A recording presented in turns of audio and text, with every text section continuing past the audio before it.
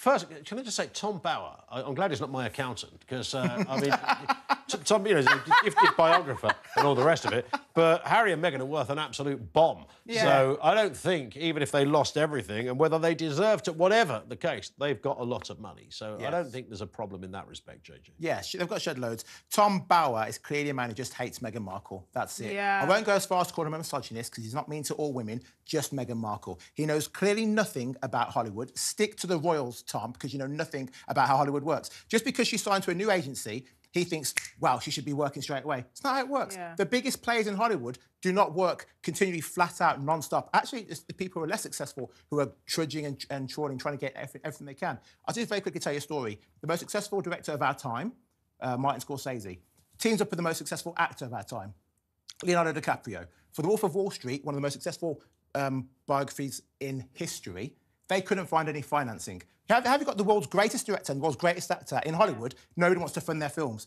That's how Hollywood is. So if he thinks that they're unsuccessful because they've been paid a shed load of money from Netflix and Spotify, and Netflix have already said it's still the most successful documentary they've ever had on the platform, but they're not successful. He's an absolute idiot. I mean, get in the bin. We talked about this. Meghan Markle could fart in a jar and sell it. It would sell. It would sell. It would sell. Mean, you cannot deny the woman makes. I mean, even before she was married to Harry, I used to watch her in Suits, and I've said this before. I thought she was Puerto Rican, but apparently she's not.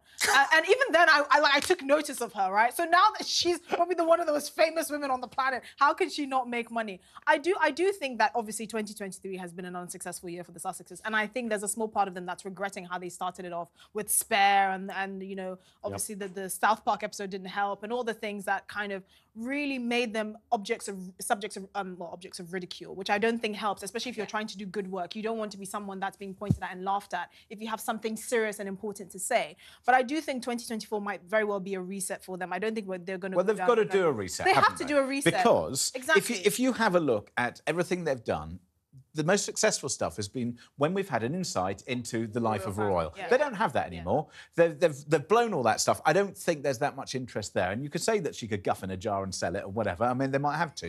But, I mean, you know, what a brilliant idea. Did you really say that? But did a similar type of the thing is, but hang on. Scented candles. But the key is, content is king. Yeah. And they are boring.